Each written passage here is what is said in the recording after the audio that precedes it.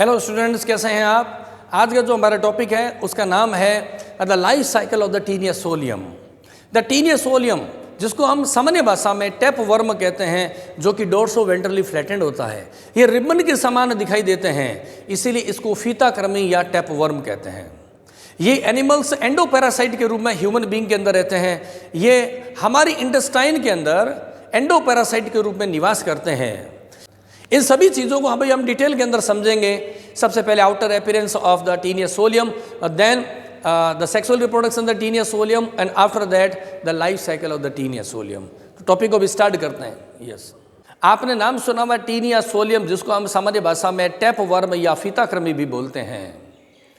इन्हें tap worm या फीताकृमि क्यों कहते हैं? क्योंकि इनका जो आउटर अपीयरेंस होता है वो रिबन के समान होता है, टैप के समान होता है, इसलिए इसे फीताकृमि कहते हैं। यानी कि वो चपटे होते हैं और लंबे होते हैं रिबन की तरह, इसलिए हम इसे क्या बोलते हैं? टैप वर्म या फीताकृमि कहते हैं। जैसा कि आप यहाँ पर देख पाएंगे कि टीनिया सोलियम को प्लेटी हेलमिंथीज में रखा गया है। प्लेटाई हेलमिंथीज भी बोलते हैं इसको। प्लेट में होता है यानी कि फ्लैट, ऐसे एनिमल जो कि डोर्सो वेंट्रली फ्लैटेंड होते हैं, प्लेट लाइक स्ट्रक्चर होती है। और हेलमिन्स, क्योंकि ये कृमि है इसलिए इसे बोलते हैं प्लेटाई हेलमिंथीज के अंदर रखा गया है। अगर हम इसकी क्लास की बात करें तो इसे क्लासिफिकेशन के अंदर सेस्टोइडा क्लासेस में रखा गया है। और अगर हम बात करें इसकी फैमिली की, वो है टीनिडी फैमिली। और जीनस की बात करें तो टीनिया। और टीनिया की दो प्रजातियां होती है, एक होती है टीनिया सोलियम और दूसरी होती है टीनिया सेजिनेटा। हमको हम पॉर्क टैप वर्म कहते हैं। पॉर्क का मतलब क्या हुआ? सुअर यानी कि पिग जो होता है उसके शरीर में यह एंडोपैरासाइट के रूप में रहता है, इसीलिए टीनिया सोलियम को हम क्या बोलते हैं? पॉर्क टैप वर्म कहते हैं। एक और इसकी प्रजाति होती है जिसे टीनिया सेजिनेटा बोलते हैं, उसे बीफ टैप वर्म कहते हैं। तभी टीनिया सोलियम के हम पहले आउटर स्ट्रक्चर को, अपीयरेंस को देखेंगे और उसके बाद में हम धीरे धीरे इसके बारे में डिफरेंट चीज़ों को पढ़ते रहेंगे। तो स्टार्ट करते हैं, टीनिया सोलियम कैसा दिखाई देता है उसकी हम बात करेंगे। देखिए, टीनिया सोलियम की सबसे पहले मैं क्या करता हूँ, एक आउटलाइन बनाते हैं। साथ साथ में आपको ये भी समझना है कि एग्जामिनेशन के अंदर डायग्राम को कैसे ड्रॉ किया जाता है, उस पैटर्न को भी आप समझते चलेंगे। देखिए, सबसे पहले एक आउटलाइन बनाते हैं हम। टीनिया सोलियम का जो आगे का पार्ट होता है, एंटीरियर पार्ट होता है, वो ऐसे बटन लाइक होता है और फूला हुआ होता है।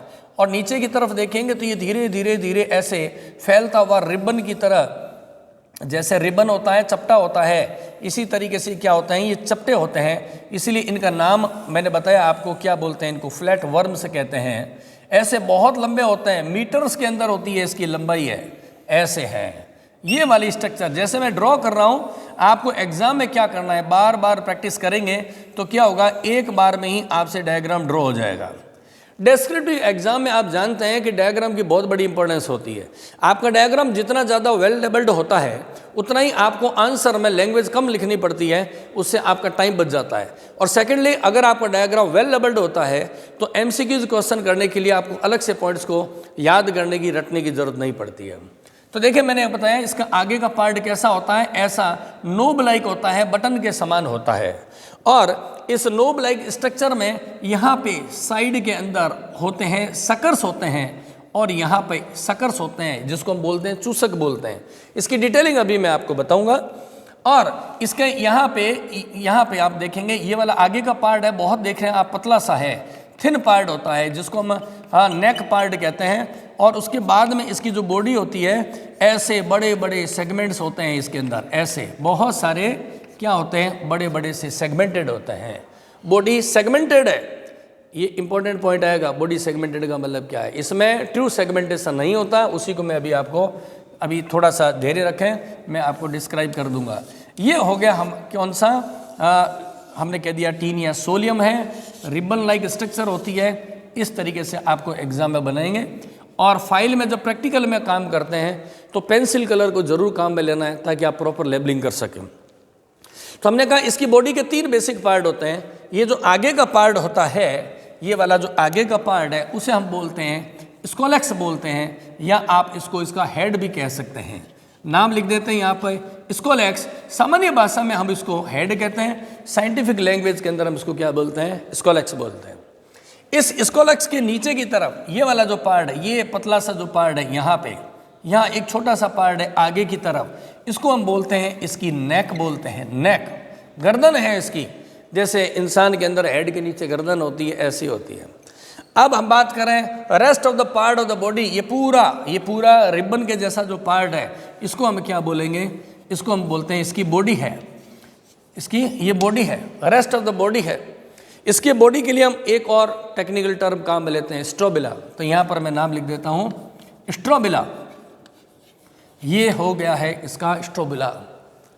तो हमने कहा टीनियस सोलियम की बॉडी को हम स्टडी के लिए 3 भागों में विभक्त कर सकते हैं, डिवाइड कर सकते हैं।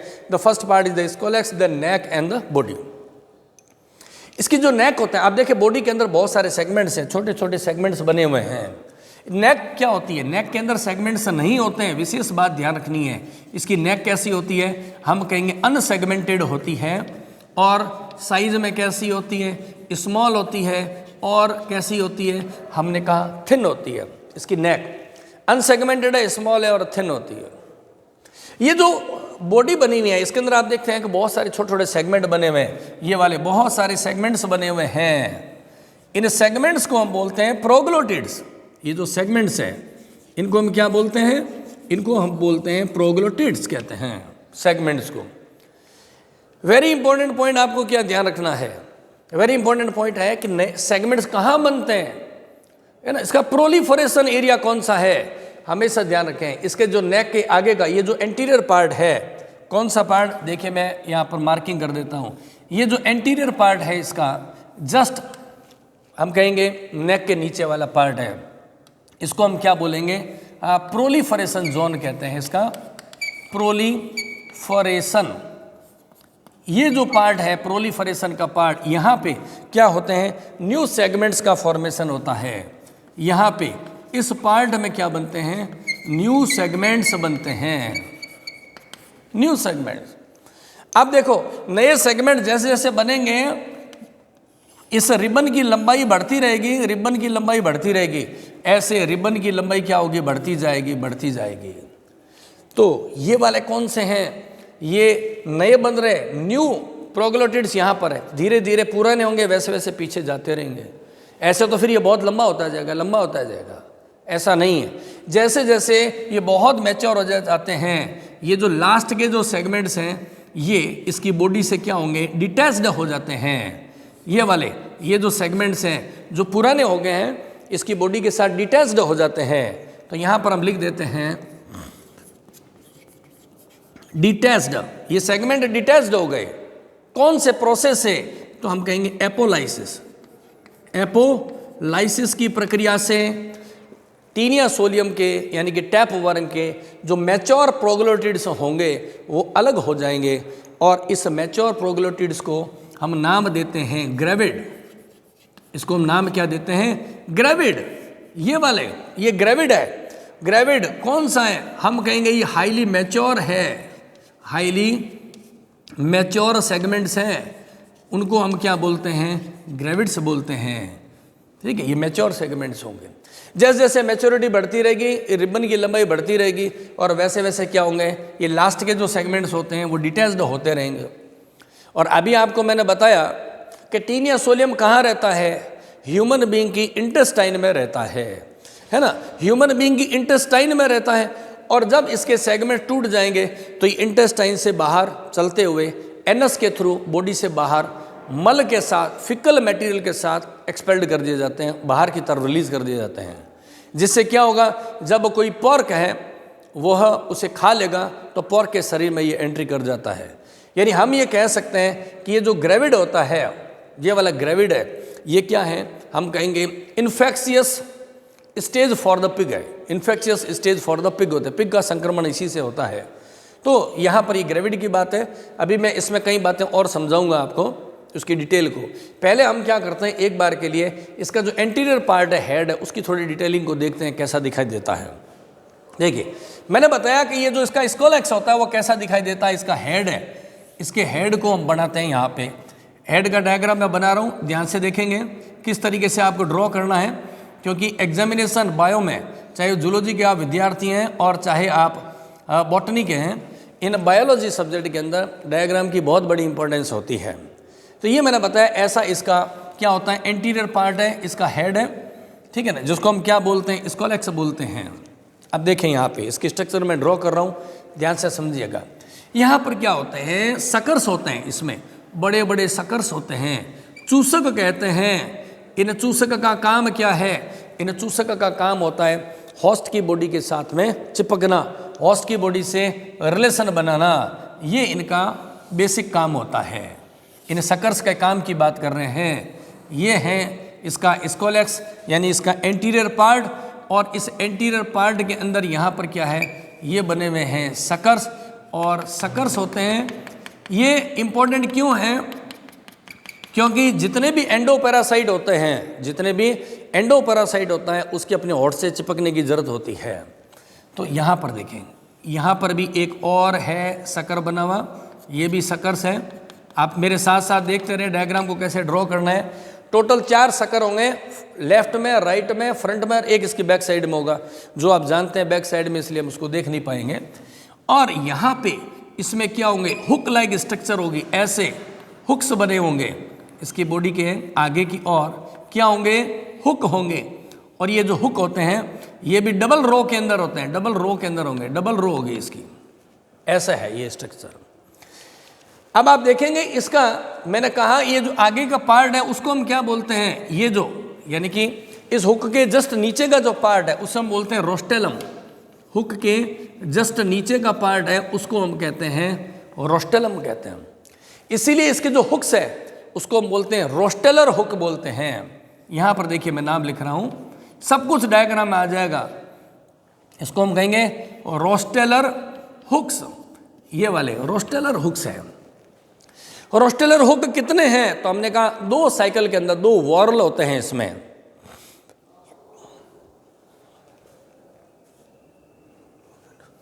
तो रोस्टेलर हुक्स के कितने होते हैं? तो हम ये कहेंगे ये रोस्टेलर जो हुक है इसके 2 चक्र होंगे, 2 चक्र होंगे, 2 वॉर्ल्स होंगे, ठीक है ना।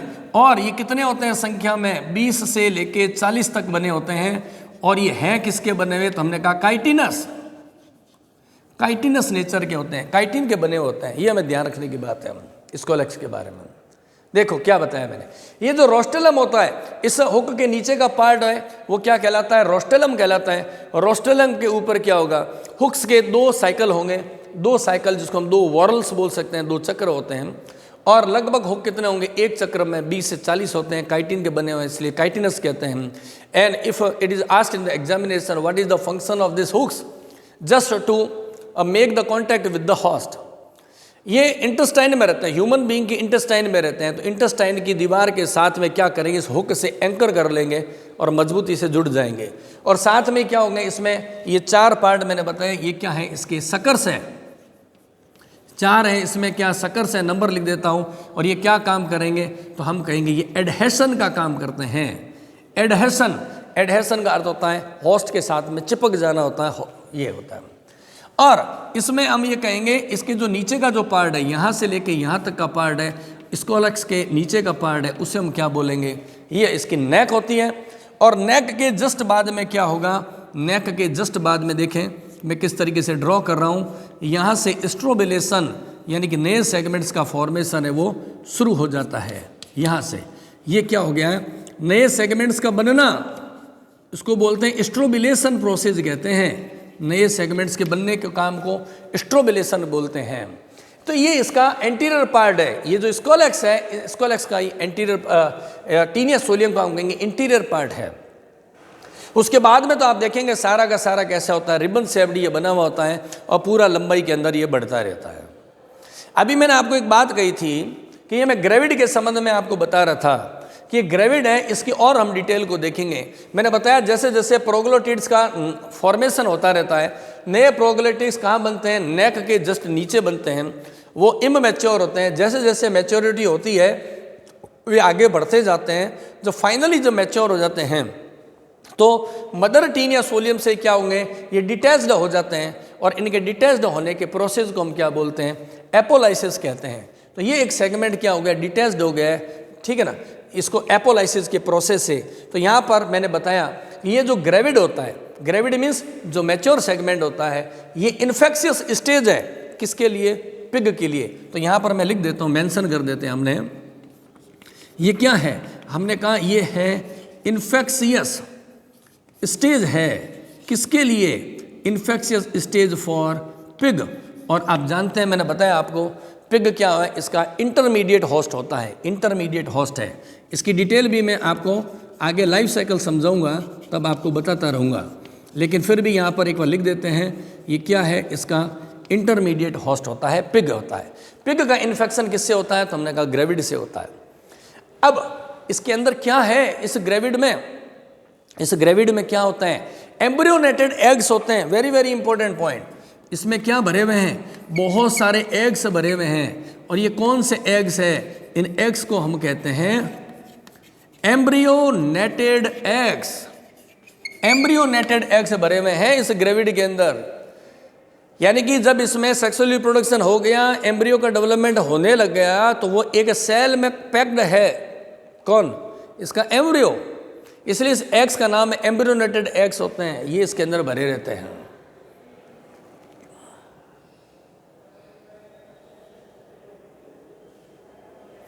और इस एम्ब्रियोनेटेड एग्स हैं, इसमें कितने होते हैं ग्रेविड में? तो मैं यहाँ पर नंबर बता देता हूँ। यहाँ पे इसमें हमने कहा एग्स में क्या होते हैं, मतलब इस ग्रेविड में क्या भरा जाता है? एम्ब्रियोनेटेड एग्स है। और ये लगभग कितने हैं? लगभग 40,000 इस ग्रेविड के अंदर एम्ब्रियोनेटेड एग्स है। अब आप सोचो कितना ज़्यादा हैवी इन्फेक्शन होगा अगर ये ग्रेविड है किसी पिग के अंदर इंटरमीडिएट होस्ट के अंदर एंट्री कर जाता है। ठीक है ना।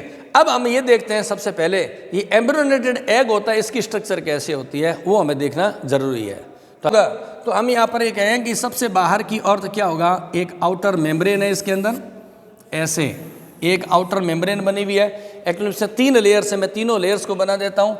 उसके बाद में एक ये और हो गई, सेकंड लेयर है यहाँ पर ये बनी हुई है, इसकी सेकंड लेयर हो गई है। और उसके बाद में ये यहाँ पर क्या हो गया? एक टर्सरी लेयर हो गई है। पहले साथ साथ में डायग्राम को ड्रॉ कर रहा हूँ, आप उसको समझते रहें, साथ साथ में लेबलिंग भी अपने करते जाएंगे। उसके बाद में देखो मैं यहाँ पर इसके अंदर क्या ड्रॉ कर रहा हूँ। यहाँ पर जैसे जैसे मैं ड्रॉ कर रहा हूँ, एक देखो टी की तरह ये बना हुआ है, ये पार्ट क्या टी की तरह बना हुआ है। यहाँ पर ये फूला हुआ रहता है और इसमें क्या होते हैं? न्यूक्लियस होता है। ये होते हैं न्यूक्लियस होते हैं।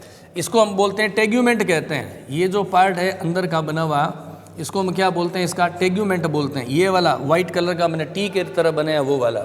और इस सेल को क्या बोलते हैं? टेग्यूमेंटल सेल कहते हैं। टेग्यूमेंटल सेल कहते हैं। इसमें 2 न्यूक्लियस है, तो मैं लिख नहीं रहा हूँ बाई न्यूक्लिएटेड, क्योंकि आपको इसके अंदर ये क्लियरली दिखाई दे रहा है। 2 इसमें ग्लैंड्स होती है जिसको हम बोलते हैं पेंट्रेशन ग्लैंड्स कहते हैं। यहाँ पर देखिए, एक तो ये वाली ग्लैंड है, ये वाली, और दूसरी मैं बना देता हूँ अलग कलर से ताकि आप डिफ्रेंशिएट कर सकें।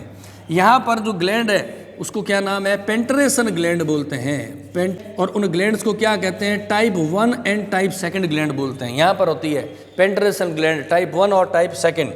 और उसके अलावा में हम कहें तो इसमें और इम्पोर्टेंट स्ट्रक्चर क्या होगी? यहाँ पे बहुत सारी सेल्स होती है जिसको जर्मिनेटिवम सेल कहते हैं। लिख देता हूँ यहाँ पे, क्या बोलते हैं? जर्मिनेटिव सेल्स बोलते हैं। यहाँ पर होती है ये वाली जर्मिनेटिव सेल्स होती है। इस तरीके से क्या बना होता है ये? हम कहेंगे इसका एम्ब्रियोनेटेड एग होता है। टीनियस सोलियम के बारे में आपको आउटर अपीयरेंस और जानकारी के बारे में पूछे तो आपको क्या करना है? पहले इसका सिस्टमेटिक पोजीशन यानी क्लासिफिकेशन को आप समझाएंगे, फिर आप ये बता देंगे कि टीनियस सोलियम के कितने पार्ट होते हैं, और फिर ये काम करेंगे ग्रेविड तक समझाएंगे, और देन आप क्या बताएंगे? एम्ब्रियोनेटेड एग के बारे में। अब हम समझेंगे sexual reproduction in taenia solium. Taenia solium में सेक्सुअल रिप्रोडक्शन कैसे होता है। अब हम सेक्सुअल रिप्रोडक्शन को समझने से पहले इसमें हम मेल और फीमेल रिप्रोडक्टिव स्ट्रक्चर के बारे में समझते हैं कि टीनियस सोलियम में नर और मादा जनन तंत्र किस तरीके से होते हैं।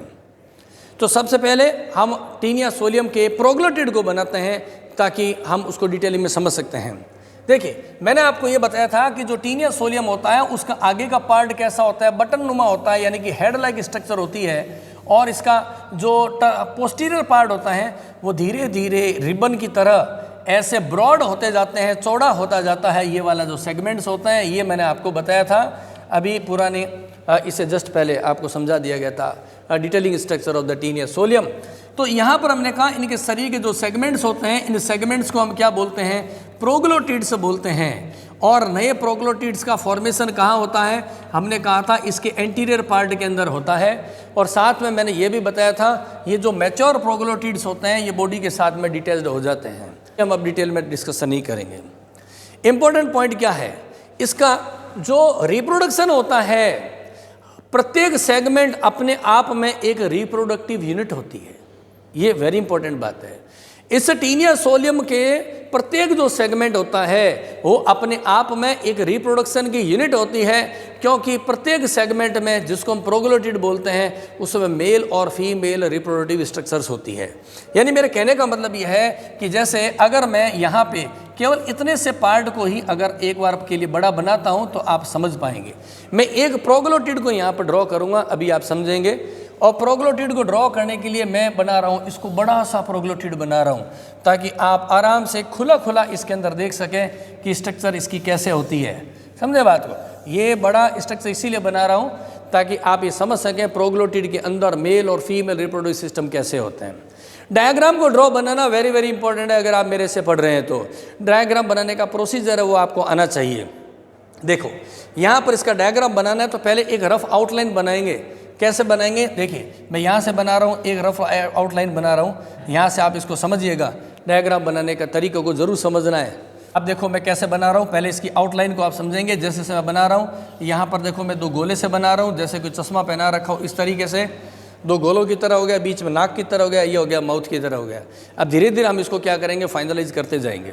देखो फिर यहाँ पे मैं एक गोला और बना देता हूँ ताकि हमारा मार्किंग डीमार्केशन सही हो जाए। एग्जाम के अंदर ये वेरी इंपॉर्टेंट बात होती है, ठीक है ना। उसके बाद में देखो यहाँ से मैं एक हल्की सी लाइन बना रहा हूँ, वो हल्की सी लाइन को मैं यहाँ ऐड कर रहा हूँ। यहाँ पर मुझे बनाना इसका यूटेरस है, तो मैंने इसकी आउटलाइन बना दी, इसकी यूटेरस की मैंने आउटलाइन को बना दिया है। समझे बात को, हर चीज़ को धीरे धीरे समझते हुए चलना है। उसके बाद में मुझे इसका एक आउटर गोनोपोर बनाना है, और वो कहाँ कनेक्टेड होगा, वो यहाँ पर कनेक्टेड होगा इस तरीके से। तो ये मैं इसकी भी एक आउटलाइन बना देता हूँ। पहले आप जैसे आउटलाइन बना लेंगे तो आपके लिए डायग्राम बनाना आसान रहेगा। अब देखिए डायग्राम कैसे ड्रॉ हो रहा है। यहाँ पर मैं ओवरी के लोब बना रहा हूँ, ये वाले। तो यहाँ पर ये क्या है, ये है ओवरी का लोब है, ये वाला एक ओवरी का लोब बन गया है। अब जो मैं बना रहा हूँ उसको ध्यान से समझेंगे तो आपको सारी चीज़ें क्लियर होती जाएगी। यहाँ पे एक दूसरा ओवरी का लोब बना हुआ है इस तरीके से, ये बना दिया है। और इसको थोड़ा सा 3D बनाने के लिए हम क्या करें, इसको ऐसा शेडिंग दे देते हैं। ये हो गए ओवेरियन लोब हो गए, दो ओवेरियन लोब है। ध्यान से समझिएगा जैसे से ड्रॉ कर रहा हूँ। यहाँ पर ये जो ओवेरियन लोब है वो आपस में इंटरकनेक्टेड होते हैं इस तरीके से, इंटरकनेक्टेड है। एक ब्रिज लाइक स्ट्रक्चर बनी हुई है, एक ब्रिज बना हुआ है यहाँ से एक ब्रिज के समान स्ट्रक्चर बनी हुई है, जिससे ये दोनों आपस में क्या है, इंटरकनेक्टेड है। यहाँ पर अब आप देख पाएंगे आपस में क्या इंटरकनेक्टेड है, दोनों लोब लाइक स्ट्रक्चर। अब देखो यहाँ पे ये वाला, यहाँ पे मैं इसको आगे उतारता हूँ, ये नीचे क्या होगा, ये पाइपलाइन बना हुआ है, ये क्या बन रहा है, टी की तरह बन रहा है। देखिए यहाँ पर एक टी लाइक स्ट्रक्चर मैं बना रहा हूँ, टी लाइक स्ट्रक्चर हो गई है।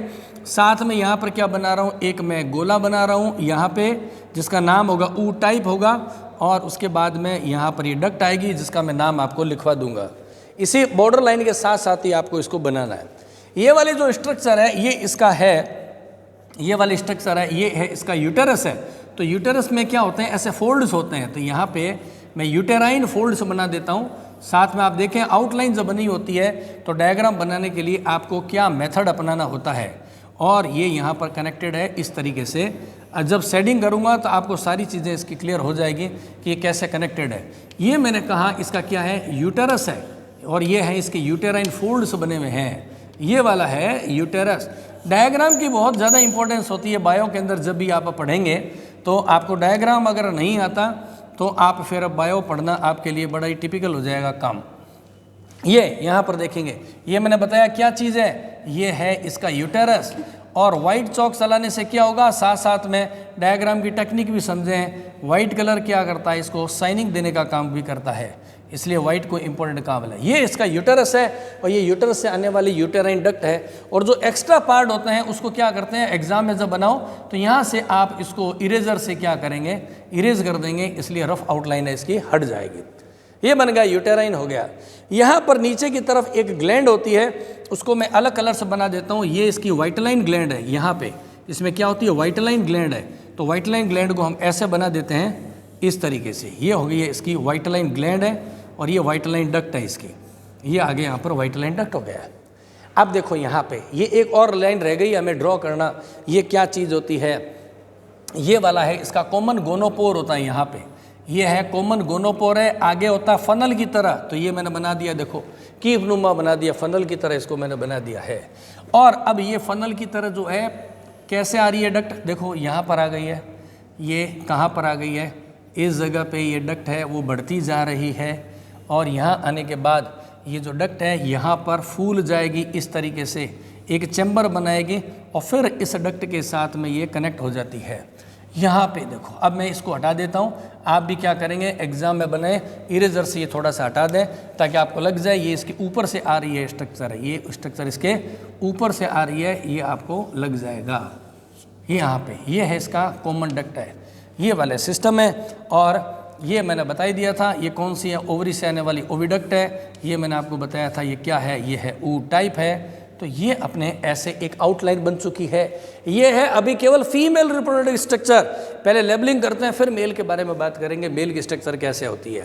देखो सबसे पहला यहाँ पे ये गोला सा बनाया था, इसको मैंने क्या कहा है, इसका नाम मैं लिख देता हूँ यहाँ पे, इसका नाम है ओवेरियन ग्लोब्यूल कहते हैं या ओवेरियन लोब्स कहते हैं। और ये लोब्स कितने हैं, 2 है, ये आपको दिखाई दे रहा है। ओवेरियन लोब कितने हैं, 2 है। ओवेरियन लोब आर इंटरकनेक्टेड, किससे कनेक्टेड है, ये एक ब्रिज बना हुआ है, तो मैं इसका नाम के भी क्या होगा, इनका इसका नाम होगा ओवेरियन ब्रिज कह सकते हैं इसको। ये हो गया ओवेरियन ब्रिज हो गया है, यहाँ पे ये हो गया ओवेरियन ब्रिज हो गया। ऊपर की तरफ क्या बना है मैंने आपको बताया, ये है यूटेरस। यूटेरस को हिंदी में क्या कहते हैं, गर्भाशय कहते हैं। ये वाला पार्ट कौन सा है, ये है इसका यूटेरस है, गर्भाशय बना हुआ है ये वाला यूटेरस। यूटेराइन फोल्ड होते हैं, और इस यूटेरस में रहते क्या चीज़ें, यूटेरस के अंदर रहते हैं एग्स रहते हैं, एम्ब्रियोनेटेड एग्स रहते हैं। ये वाला जो पार्ट है इस यूटेरस के अंदर क्या रहते हैं, तो हम लिखेंगे इसमें एग्स होते हैं जिनके अंदर एम्ब्रियो होता है, इसलिए हमने नाम क्या रखा इसका, embryonated eggs. Embryonated eggs are filled in the uterus. और यूटेरस से आने वाली ये वाली जो डक्ट है इसे हम क्या नाम देंगे, ये वाली यूटेरस से आने वाली जो डक्ट है इसका नाम होगा यूटेराइन कैनाल। ये क्या है, ये है यूटेराइन कैनाल, ये यूटेरस से आ रही है, यूटेराइन कैनाल है ये वाली स्ट्रक्चर। अब यहाँ पर आप देखें, ये मैंने कहा ओवेरियन लोब्स है, ये मैंने कहा ओवेरियन ब्रिज है, तो इस वाले कनेक्शन का नाम क्या होगा, ये होगी ओविडक्ट है। इसकी एकदम सीधे लगाने हैं, ठीक है ना। ये कौन सा पार्ट आ गया, इसको हमने नाम दिया ओविडक्ट। जब कभी भी ध्यान रखें एग्जामिनेशन में डायग्राम को ड्रॉ करते हैं, ये जो एरो लगा रहे हैं ये भी पैरेलल होंगे तो डायग्राम ज़्यादा अच्छा दिखाई देगा। एरो ऐसे तिरछा इधर उधर से कहीं से भी मत ना लगा दें आप, फिर गड़बड़ हो जाएगा, स्ट्रक्चर सही नहीं आएगी। और ये वाली जो स्ट्रक्चर है जो मैंने बताया जहाँ पर ओविडक्ट खुलती है इसको हम कहते हैं ऊ टाइप बोलते हैं, इसको क्या बोलते हैं, ऊ टाइप बोलते हैं। और यहाँ नीचे की तरफ मैंने बताया ये कौन सी ग्लैंड है, वाइटेलाइन ग्लैंड है, इसका नाम लिख देते हैं हम वाइटेलाइन ग्लैंड। सारा कुछ तो इसी डायग्राम में आ जाएगा, इसलिए डायग्राम को ही आपको समझना है, बाकी तो जो इसमें दिखाई दे रहा वही तो आपको एक्सप्लेन करना है। वाइटेलाइन ग्लैंड, ये ग्लैंड है, ये क्या है, ये हो गई वाइटेलाइन ग्लैंड है।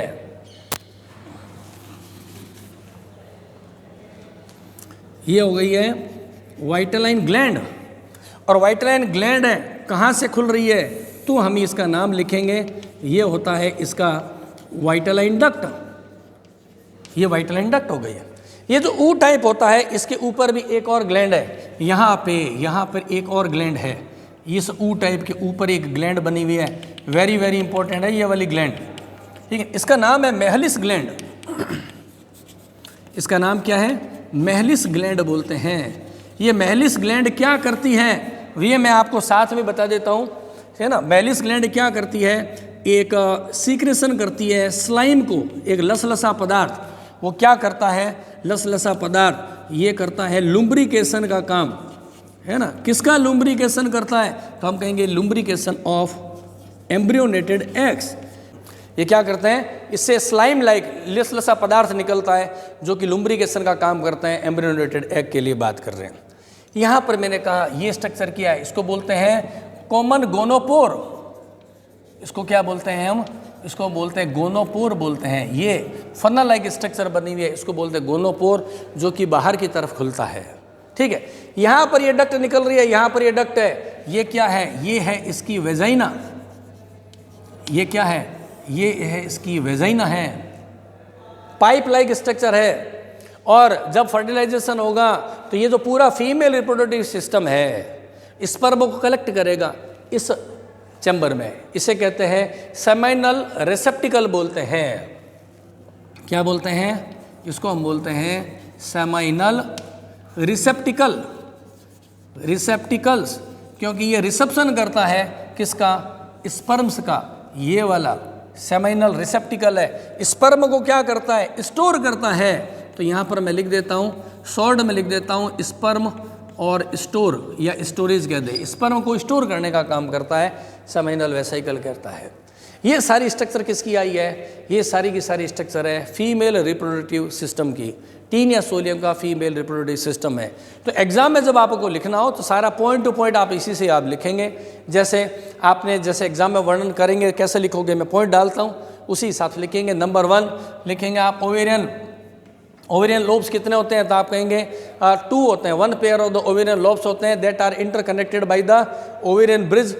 फिर हमने क्या कहा, ओवेरियन ब्रिज के द्वारा कनेक्टेड होते हैं। ये 2 नंबर पॉइंट है, ओवेरियन ब्रिज की बात करोगे, ये नंबर्स लगा रहा हूँ मैं, संख्या नहीं है। फिर उसके बाद में नंबर 3 क्या हो गया, ओविडक्ट की बात करोगे, ओविडक्ट के बाद कहेंगे यूटेरस होता है, उससे यूटेराइन डक्ट निकलती है, एक ऊ टाइप होता है। जो मैंने अभी डायग्राम में ड्रॉ किया है उसी को आप ध्यान में रखेंगे। अब हम देखते हैं इसका मेल रिप्रोडक्टिव सिस्टम है वो किस तरीके से होगा।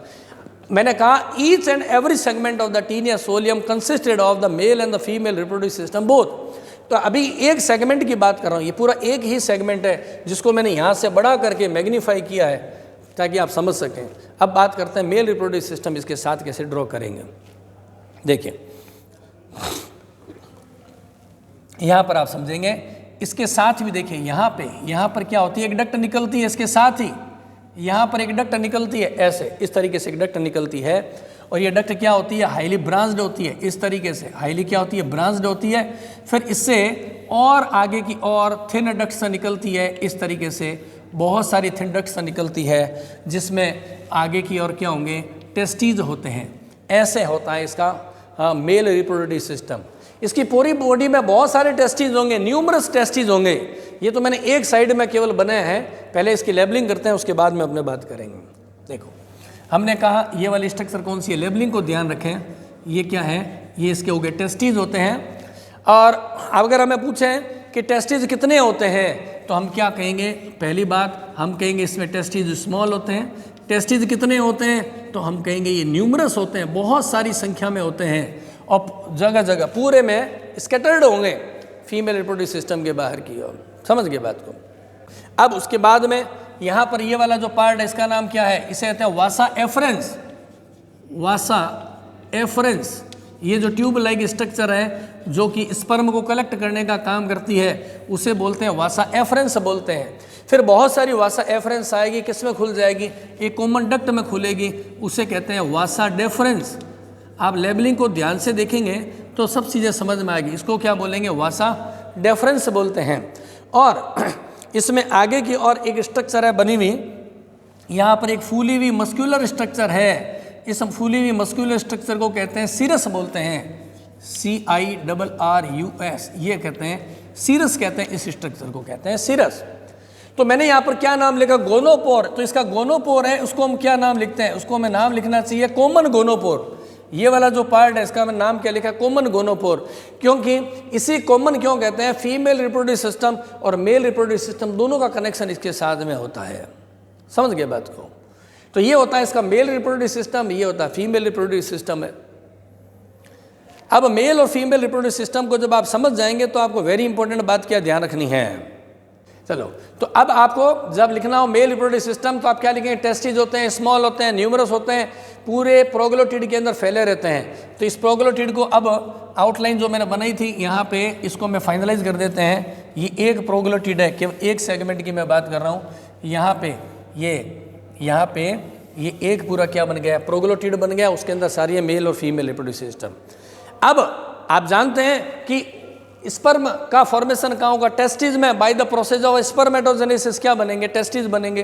टेस्टिस में स्पर्म बनेंगे। और by the process of oogenesis क्या होंगे? ओवर अंडों का विकास होगा और ये अंडे क्या बनेंगे? बन गए हैप्लॉइड होते हैं। ये कैसा होता है एनिमल? ये बाइसेक्सुअल होता है। तो इसमें फर्टिलाइजेशन है 2 टाइप से होता है। अब हमने कहा कि एनिमल कैसा होता है? ये बाइसेक्सुअल होता है, द्विलिंगी होता है। तो इसमें क्या होगा? ओवरी से क्या बनेंगे? अंडे बनेंगे। और टेस्टिस से क्या बन जाते हैं? स्पर्म का फॉर्मेशन होता है। लेकिन जब हम इसकी बात करते हैं फर्टिलाइजेशन की, यहाँ पर मैं पॉइंट डाल देता हूँ फर्टिलाइजेशन। इसको थोड़ा सा समझना है, ज़्यादा ज़रूरत नहीं है, लेकिन थोड़ा सा हमें ध्यान रखने की ज़रूरत है। फर्टिलाइजेशन, इसका फर्टिलाइजेशन के लिए हम 2 टर्म काम में लेते हैं, self fertilisation and cross fertilisation. लेकिन ये क्रॉस वैसा नहीं है जैसा कि आप हमेशा समझते हैं। मैं अभी आपको डिफ्रेंशिएट करूंगा कैसे होता है। हम तो इसके फर्टिलाइजेशन कैसे होता है, तो इसमें सेल्फ और क्रॉस फर्टिलाइजेशन होता है। लेकिन दोनों में एक डिफरेंस है। सेल्फ और क्रॉस में क्या डिफरेंस है? नॉर्मली हम क्या मानते हैं कि क्रॉस फर्टिलाइजेशन का अर्थ होता है 2 डिफरेंट एनिमल्स के बीच में क्रॉस होता है, तो उसको हम बोलते हैं क्रॉस फर्टिलाइजेशन। और एक ही एनिमल का जो कि बाइसेक्सुअल है, द्विलिंगी है, उसका उसी से निषेचन होता है, तो उसको बोलते हैं सेल्फ। लेकिन यहाँ पे दोनों चीज़ें अलग है, थोड़ा क्रॉस का मामला अलग है। यहाँ पर मैं लिख देता हूँ, देखिए सेल्फ फर्टिलाइजेशन का मतलब क्या हुआ? यहाँ सेल्फ का मतलब होता है, हाँ हम कहेंगे सेम सेगमेंट, सेम प्रोग्लोटिड के अंदर होता है, सेम प्रोग्लोटिड में, तो हम उसे क्या बोलेंगे? सेल्फ फर्टिलाइजेशन कहते हैं। और अगर फर्टिलाइजेशन किसके बीच में हो रहा है, तो हमने कहा अगर फर्टिलाइजेशन हो रहा है 2 डिफरेंट प्रोग्लोटिड्स के बीच में, 2 डिफरेंट प्रोग्लोटिड्स के बीच में होता है, तो उसको कहते हैं क्रॉस फर्टिलाइजेशन कहते हैं। तो यहाँ क्रॉस फर्टिलाइजेशन का मतलब ये नहीं है कि 2 अलग अलग टीन या सोलियम आपस में ब्रीडिंग कर रही है, प्रजनन कर रही है।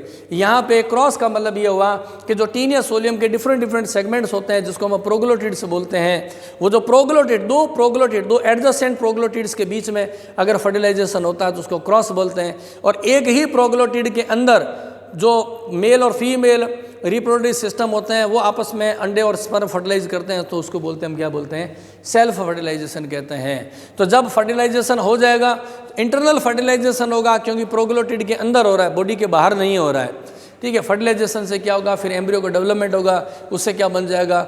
एम्ब्रियोनेटेड एग्स बन जाएंगे। क्या बनेंगे? एम्ब्रियोनेटेड एग्स है। उन एम्ब्रियोनेटेड एग्स को इस यूटरस के अंदर कलेक्ट कर लिया जाता है। और अभी मैंने आपको प्रीवियस स्लाइड में बनाया था कि जब टीन या सोलियम मैच्योर हो जाता है और जब उसमें एम्ब्रियोनेटेड एग से लगभग 40,000 इकट्ठे हो जाते हैं, तब वो प्रोग्लोटिड अपनी मदर बॉडी के साथ डिटैच्ड हो जाता है एपोलाइसिस से। और टीन या सोलियम कहाँ है? ह्यूमन बीइंग की इंटेस्टाइन में। और ह्यूमन बीइंग की इंटेस्टाइन के साथ, मल के साथ, फिकल मटेरियल के साथ यह इंटेस्टाइन से बाहर एनस के थ्रू आ जाता है।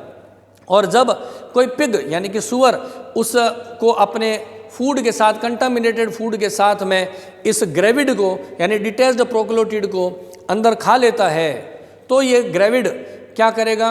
इस पिग की इंटेस्टाइन में जाएगा, ऊपर से सेल का डाइजेशन हो जाएगा और ये हम कहेंगे जो इन्फेक्टेड स्टेज है वो फ्री हो जाती है और इसमें बीमारी उत्पन्न कर देती है, पिग के अंदर है।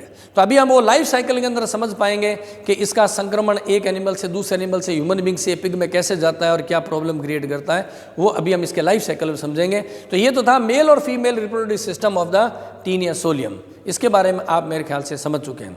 अभी शुरू करते हैं लाइफ साइकिल ऑफ टीन या सोलियम। देखिए अभी हमने टीन या सोलियम है उसके आउटर अपीयरेंस को समझ चुके हैं और मेल और फीमेल रिप्रोडक्टिव सिस्टम होता है उसको भी हम समझ चुके हैं। अब हम देखते हैं इनका लाइफ साइकिल कैसे कंप्लीट होता है। तो सबसे पहले यहाँ पर मैं लाइफ साइकिल की बात करूँ, यहाँ पर हम लिख देते हैं लाइफ साइकिल के बारे में इंपॉर्टेंट पॉइंट कि इस एनिमल को हम क्या बोलते हैं? डाईजेनेटिक पैरासाइट बोलते हैं। इसे क्या बोलते हैं? डाईजेनेटिक पैरासाइट बोलते हैं। यहाँ पर डाईजेनेटिक पैरासाइट का मतलब क्या हुआ? डाईजेनेटिक पैरासाइट, इन एनिमल्स को क्या बोलते हैं? हम डाईजेनेटिक पैरासाइट बोलते हैं। और डाईजेनेटिक का मतलब क्या हुआ? डाई का मतलब होता है 2 और जेनेटिक मीन्स वे एनिमल्स जो अपना जीवन काल 2 डिफरेंट एनिमल्स में पूरा करते हैं, उसे डाईजेनेटिक पैरासाइट्स कहते हैं। जिसमें टीन या सोलियम वेरी इंपॉर्टेंट है। ये अपना मोस्ट ऑफ द जीवन है वो ह्यूमन बीइंग में बिताता है, यानी कि मानव उसके डेफिनेटिव होस्ट का काम करता है, जबकि पिग है वह उसके इंटरमीडिएट होस्ट का काम करता है। तो अभी उसके जीवन चक्र में हम देखेंगे कि जीवन चक्र का कौन कौन सा पार्ट पिग में होता है और कौन कौन सा पार्ट होता है वह ह्यूमन बीइंग के अंदर कंप्लीट होता है, उसी की डिटेल को हम देखेंगे। तो डाइजेनेटिक पैरासाइट है क्योंकि हमने कहा ये अपना लाइफ स्पान 2 में पूरा करता है। सबसे पहले ह्यूमन के अंदर सेक्सुअल रिप्रोडक्शन करता है और उसके बाद में rest of the life span पूरा करता है किसमें, पिग में। तो यहाँ से इस ये पूरा जो हमने डायग्राम बनाया हुआ है इसको आप कैसे एक्सप्लेन करेंगे मैं उसी को बात बता रहा हूँ। सबसे नंबर 1 पॉइंट आप इस पॉइंट से एक्सप्लेन करते हुए जाएंगे। नंबर 1 पॉइंट क्या है, एम्ब्रियोनेटेड एग्स। ये एम्ब्रियोनेटेड एग्स क्या है, इसकी इंपॉर्टेंस क्या है, तो आपको लिए मैं यहाँ पर लिख देता हूँ। यह इन्फेक्टिव स्टेज है किसके लिए, पिग के लिए। ये एमसीक्यूज में पूछ लेते हैं कई बार कि पिग के लिए कौन सी स्टेज है वो इन्फेक्टिव होती है, तो हम कहेंगे एम्ब्रियोनेटेड एग्स होते हैं टीनिया सोलियम के, वो इन्फेक्टिव स्टेज होती है। और ये एम्ब्रियोनेटेड एग जैसा कि मैंने अभी थोड़ी देर पहले बताया था कि जब टीनिया सोलियम मैच्योर हो जाता है तो उसके शरीर के पश्च भाग से क्या होते हैं, मैच्योर सेगमेंट से टूट करके अलग हो जाते हैं, जिसको हम एपोलाइसिस बोलते हैं। उसी मैच्योर सेगमेंट के अंदर क्या होते हैं, एम्ब्रियोनेटेड एग्स होते हैं।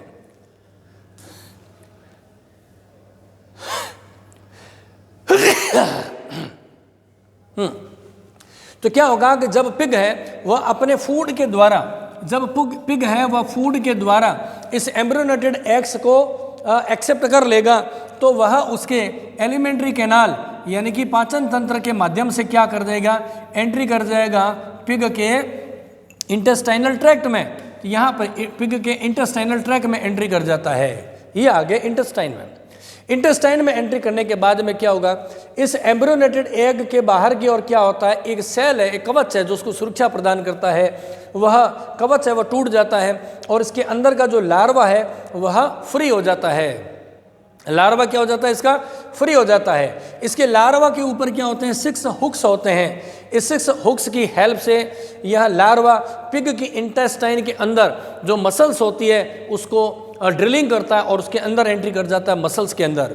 और मसल्स से एंट्री करने के बाद वो कहाँ चला जाएगा, ब्लड स्ट्रीम में, और वहाँ से माइग्रेशन करते हुए पिग की मसल्स में, टंग में और हार्ट के अंदर यह चला जाता है और लंबे समय तक पिग की इंटेस्टाइन में और उसके मसल्स के अंदर ये रहता है।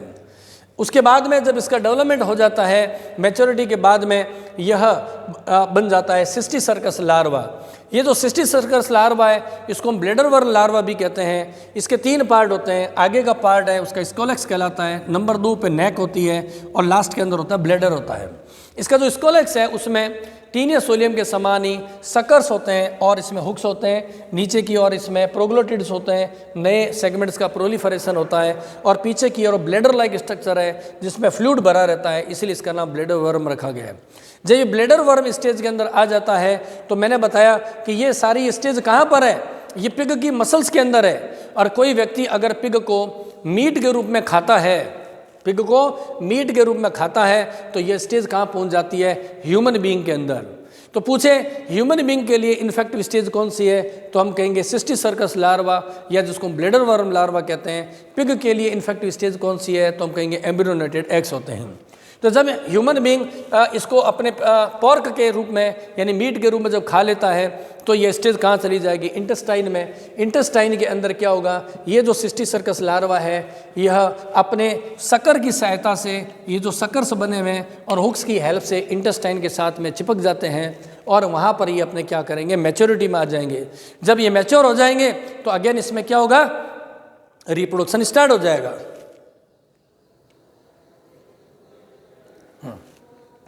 तो ह्यूमन बीइंग के इंटेस्टाइन में जब ये पहुंच जाएंगे तो वहाँ रिप्रोडक्शन शुरू कर देंगे, जैसा कि मैंने अभी आपको पूर्व स्लाइड में बताया था। ह्यूमन बीइंग के इंटेस्टाइन के अंदर क्या होगा, ये रिप्रोडक्शन कराएंगे। जैसा कि मैंने आपको बताया था कि इसका प्रत्येक जो सेगमेंट होता है वो कैसा होता है, द्विलिंगी होता है। प्रत्येक सेगमेंट में मेल और फीमेल रिप्रोडक्टिव सिस्टम्स होते हैं और प्रजनन करके अगेन क्या बनाएंगे, एम्ब्रियोनेटेड एग्स बनाएंगे। तो इस तरीके से इसमें ये जीवन चक्र चलता रहता है। हम कहें पिग के अंदर ये एंट्री कहाँ करता है, एम्ब्रियोनेटेड एग होता है वह पिग के अंदर एंट्री कर लेता है और वहाँ से लेकर के पिग के शरीर में कौन सी स्टेज तक होती है, यहाँ हम कह दें यहाँ तक की जो स्टेज है ये वाली कौन सी है, पिग के अंदर है, ये वाली किसमें, ह्यूमन बीइंग के अंदर ये स्टेज होती है। इस तरीके से इसका लाइफ साइकिल कंप्लीट होता है। तो इसको ध्यान से आप समझिएगा, पढ़िएगा। Thank you.